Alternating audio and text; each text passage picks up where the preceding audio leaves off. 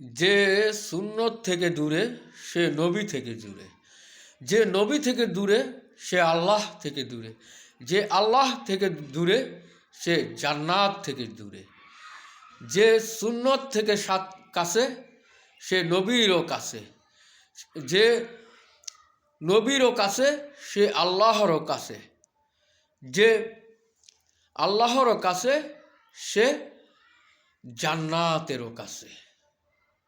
আল্লাহর কসম, আল্লাহর কসম, যে শূন্যতলা জিন্দেগি গঠন করবে সে নবীর শাফায়াত পাবে, যে নবীর শাফায়াত পাবে। আল্লাহর কসম, আল্লাহর কসম, আল্লাহি, আল্লাহ তাকে জান্নাত দান করবে।